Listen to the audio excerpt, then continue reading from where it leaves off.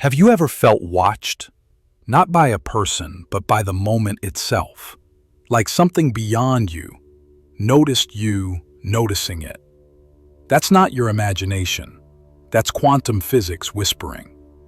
The Taoists knew long before the lab coats, observation is participation, and participation rewrites the script. Modern science calls it the observer effect, but the Tao calls it something deeper. The art of being seen while seeing. Here's the paradox. You're not just living in a world, you're collapsing one. Every choice, every glance, every judgment, it folds possibility into shape. Reality is not a fixed screen. It's a scroll that ink appears on, only when you look. This is not metaphysics. This is mechanics. Subatomic, subtle, and sublime. In the famous double-slit experiment, particles change their behavior depending on whether someone was watching. Let that sink in. Even electrons respond to being perceived, which means you are not a passive witness to this life. You are a co-author. You don't just experience the Tao, you direct it by how you look. And here's the twist. Not every gaze is equal. Not every focus creates freedom. The question is not if you're watching. The question is, what version of reality are you allowing to crystallize through your attention? Because every act of perception is a silent vote for a certain world, and you've been voting without knowing how powerful your ballot is. But now, we begin to know. Welcome to the Tao of the observer effect. Your gaze isn't just a lens, it's a lever. Let's learn how to use it. Without force, without fear, just precision, just presence. Let's walk the invisible corridor, where reality rearranges when you watch with new eyes, because the Tao watches back, and it's been waiting for you to notice that you were never just watching, you were always participating.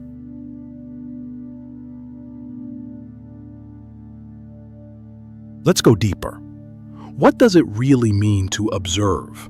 In physics, observation isn't passive. It's interaction. To observe a quantum system is to disturb it. To measure it is to change it. This is why particles behave like waves until you check on them. Then they pick a side, a form, a fate. In the Tao, this isn't a glitch. It's a principle. Observation is energy. Awareness is weight. And wherever your attention lands, it tips the scale. Think of every unmade decision in your life. Each one holds a cloud of potentials. The version where you stay, the version where you go, the one where you send the message, and the one where you don't. But the moment you act, the cloud collapses. The wave becomes particle. You've chosen, and reality obeys. But here's the nuance most forget. You don't need to act. Your perception alone, how you frame a thing, how you assign meaning to a moment, already sends a ripple, already collapses an option, already forms a world. So when you say, "I'll never be loved like that again," or "This always happens to me," you're not describing reality, you're collapsing it. You're building a hallway where only that version can walk through. Your observation becomes prophecy. And yet, this power doesn't have to be heavy. It's not about micromanaging the quantum field. It's about becoming aware of the spell you're casting, with every internal whisper. Because those whispers are wave collapsers, subtle votes, energetic instructions, invisible instructions. The Tao says, the sage observes without judgment, and therefore, nothing hardens. That's the key. Judgment is the collapse. Curiosity is the freedom. The way you observe either opens the path or closes it. And now, you're beginning to see. You've never just been living. You've been selecting, moment by moment, frame by frame. And every possibility you didn't pick is still waiting, just outside your next gaze.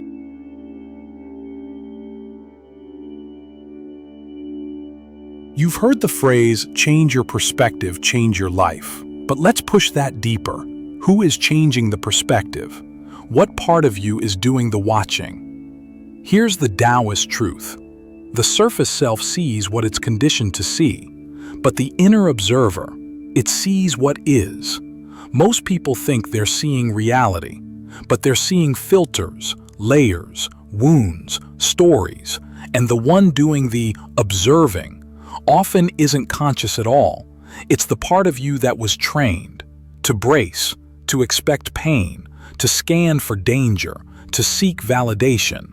That observer is a survival program, not awareness. So the question becomes, can you see the one who sees? That's where power lives.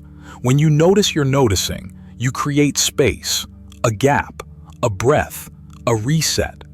Taoists called this the return to the center, to Wuji, pure potential, the silent point between yin and yang. In Western terms, you might call it witness consciousness, or metacognition, or presence. But words aren't the point. The experience is. That moment when you catch yourself spiraling, and instead of feeding the spiral, you say, "Ah, look at that." That's the observer behind the observer. That's not just you. That's the Tao waking up through you.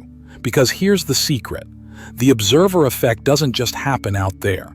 It happens within. When you watch yourself with compassion, not control, you shift your entire system. Your nervous system softens. Your brain changes states. Your future bends quietly. This is why ancient sages spent lifetimes watching water flow, watching wind move trees, watching breath enter and exit. Not because they were bored, but because they were retraining their inner eye, calibrating the lens, so that when they finally looked inward, they would see truth, not trauma, not patterns, not projections, just presence. And that is the purest observer effect of all.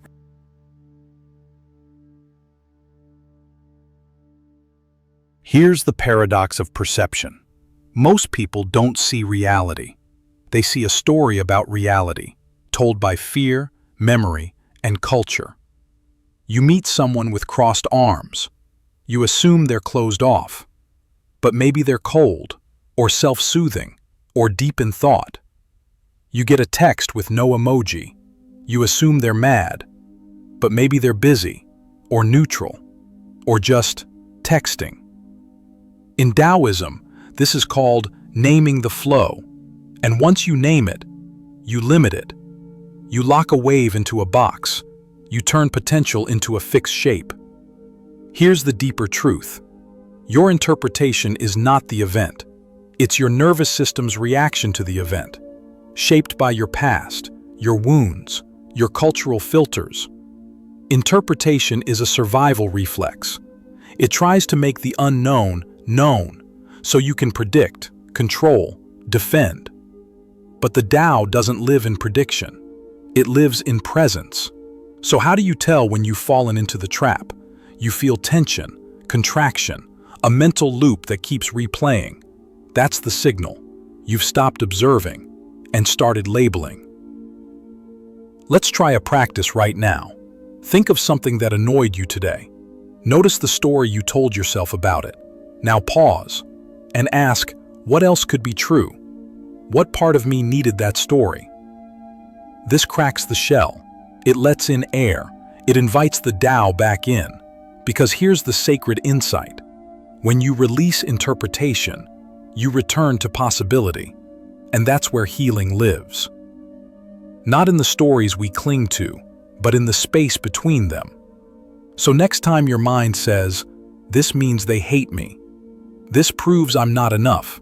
This always happens to me." Take a breath and say, "That's just a story. Let me see what's actually here." That's how you stop projecting the past and start participating in the present. That's the Taoist observer. Quiet, clear, free.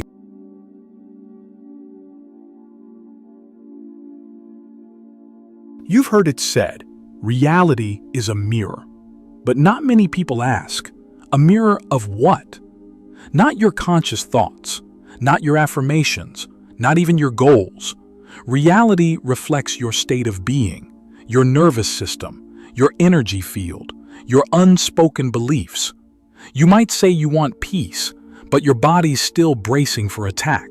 You might say you trust the process, but your breath is shallow, your jaw is clenched, your decisions are desperate. And the Tao? It responds to that, not to your words, to your wavelength. Here's the secret nobody tells you. The universe doesn't care what you think. It tunes to what you are. Just like a radio. You can shout about joy all day, but if your frequency is fear, that's what gets amplified. And it's not a punishment, it's a diagnostic. Reality isn't testing you, it's showing you, like a cosmic echo, bouncing your essence back at you. Want to see what you're truly vibrating? Look at the people around you, the situations you attract, the loops you keep repeating. Not with judgment, with curiosity. Ask, what is this showing me about how I relate to safety?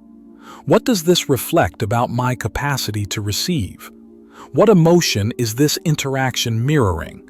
You are not a victim of reflection. You are a participant in resonance. And here's the empowering twist. When you shift your gaze, reality shifts its mirror. Change your internal tone, and the world retunes to match. This is not manifestation. This is quantum Taoism. It's not about forcing outcomes. It's about tuning the instrument. You don't command the mirror. You become the image you wish to reflect. So start small. Breathe slower when things feel rushed. Drop your shoulders when you feel rejected. Open your palms when fear says clench. The mirror will notice. The Tao will notice. And slowly, reality will reshape itself around your new reflection. Because in this dance, you're not just the observer, you're the frequency the Tao listens to.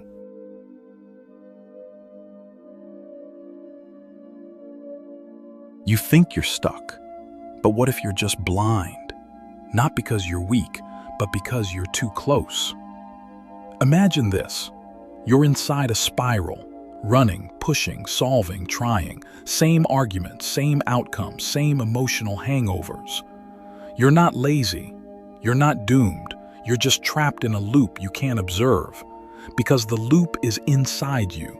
And here's where Taoism gets radical. Nothing changes until you can watch it, without identifying with it. You can't heal a loop by judging it. You can only shift it by witnessing it neutrally. Like watching clouds drift. Like listening to thunder. Like noticing your own heartbeat without controlling it. This is where the Tao becomes medicine. It asks you not to fix the loop, but to greet it, to bow to it, to ask it questions instead of issuing ultimatums. Ask, what part of me keeps choosing this? What ancient contract am I still honoring? What fear would arise if I stopped repeating this? You'll be surprised by the answers, because loops are loyal, they protect, they preserve, they carry out unconscious instructions from childhood, or ancestry, or trauma. But once observed, they loosen, like a knot softening under warm hands. That's why watching your pattern is the practice, not escaping it, not bypassing it, just watching it long enough that it loses control over you. Here's a secret. The moment you observe your loop, without reacting, you're no longer trapped inside it. You become the space around it, the silence that surrounds the noise, the Tao behind the tension. And in that space, there's choice, freedom, grace. So next time you catch the loop coming, pause, breathe, witness, not to stop it, but to let it unwind in your awareness. Observation is intervention, and when the loop is truly seen, it doesn't need to repeat, because your presence is now the pattern breaker, and that's how reality rewrites itself.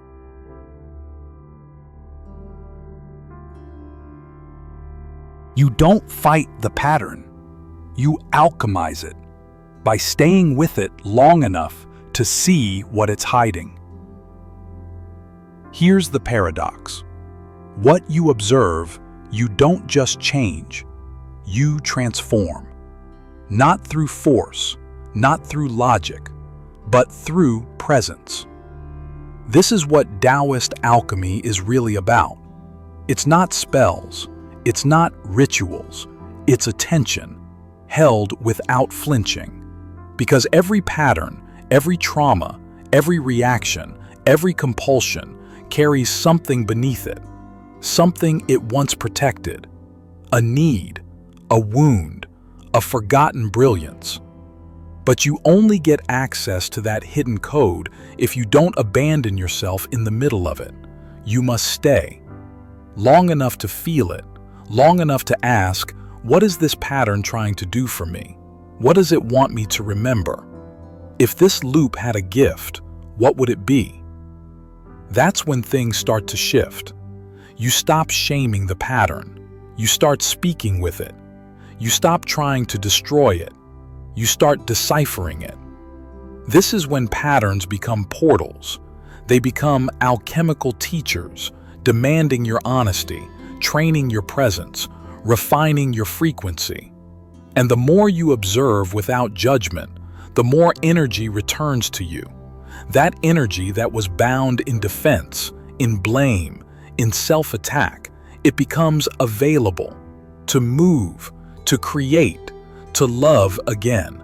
Because the observer isn't neutral in a passive way. The observer is neutral in a powerful way. You're not checked out. You're tuned in without panic. And in that quiet, clear space, you remember who you were before the loop, and more importantly, who you've become because of it. That's pattern alchemy, not escape, not erasure, but evolution. So next time the old loop shows up, smile.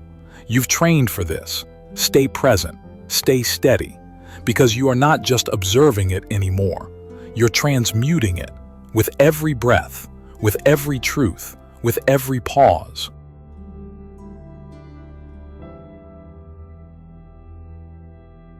The universe isn't sending you messages.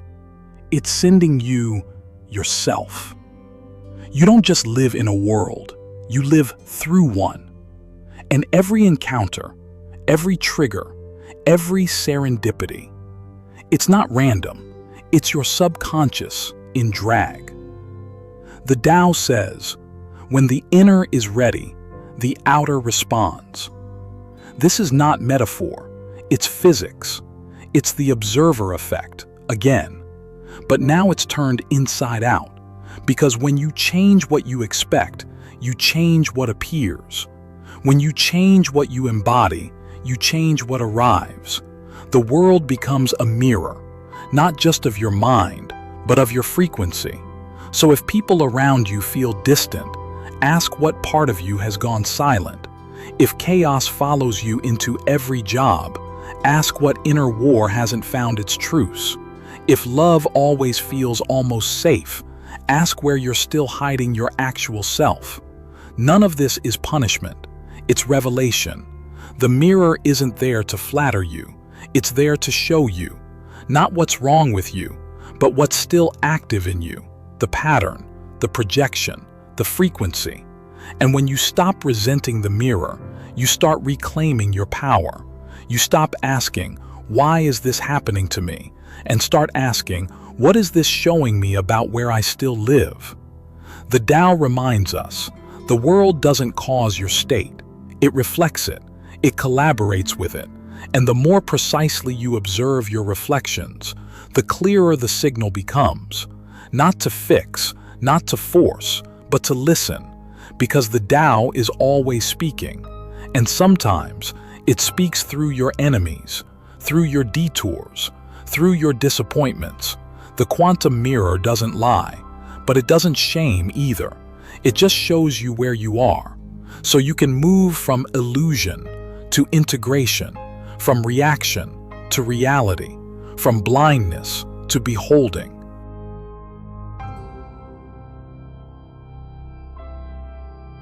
What if you've never actually been lost, just unobserved? You've been taught to search, to chase, to strive, to become. But what if all seeking is simply another form of hiding, Another way the ego says, "You're not enough, not yet, try harder." But the Tao doesn't try, it doesn't strain, it doesn't prove, it reveals, it allows, it is.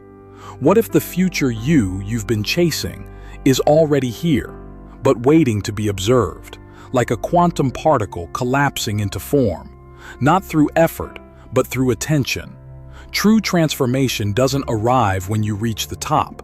It happens when you stop climbing and turn around and realize the thing you were chasing was you, but you couldn't see yourself until you stopped running from your reflection.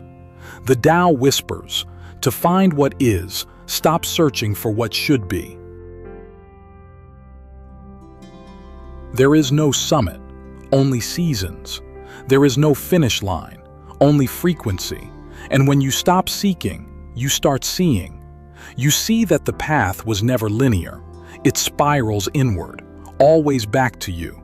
And when you see yourself clearly, without shame, without rush, without distortion, the whole field shifts, the loop breaks, the code cracks, the observer merges with the observed, and you become the Tao, not because you arrived, but because you stopped leaving.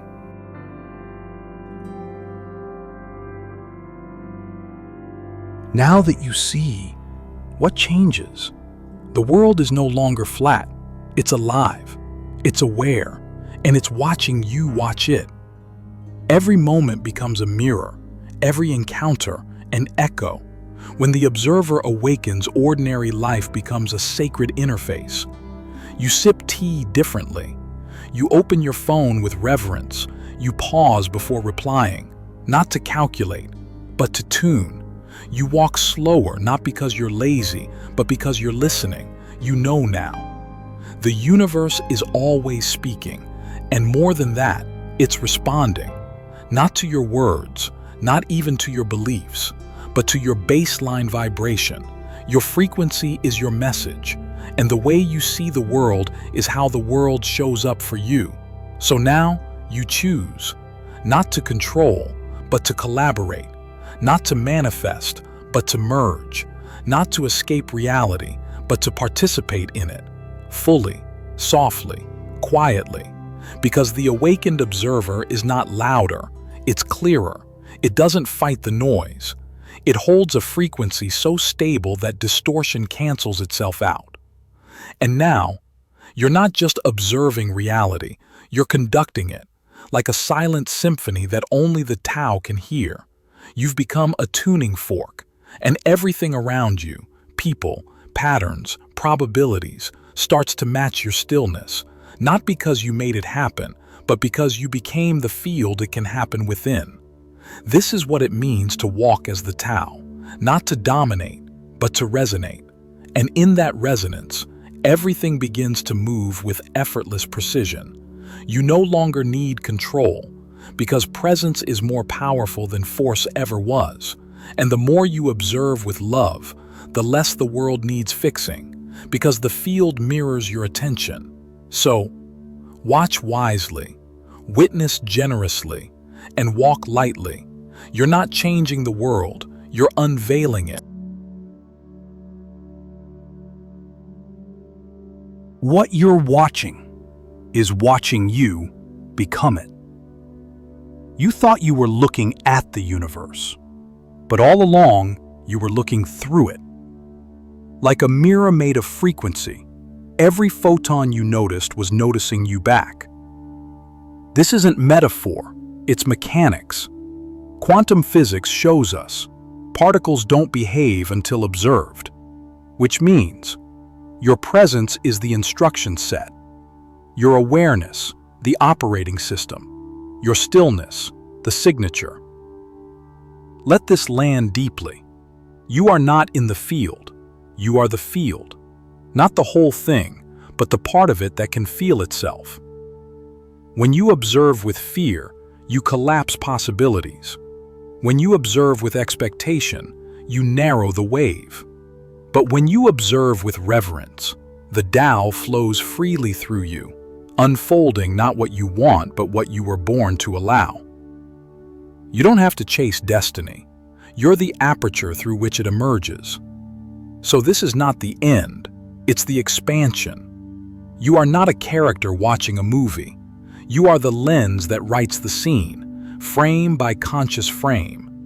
You came here not to fix the world, but to see it truly, to attune, to walk as the Tao walks, to watch as the Tao watches, not with judgment, but with wholeness, to become the kind of observer whose gaze heals instead of harms, whose stillness invites clarity, whose surrender reorganizes chaos, and whose presence reminds the universe what it came here to become. So, close your eyes, take one long breath, and when you open them again, see everything as if it's seeing you too, because it is. You are the observer, you are the observed, you are the Tao in motion, and now, you remember.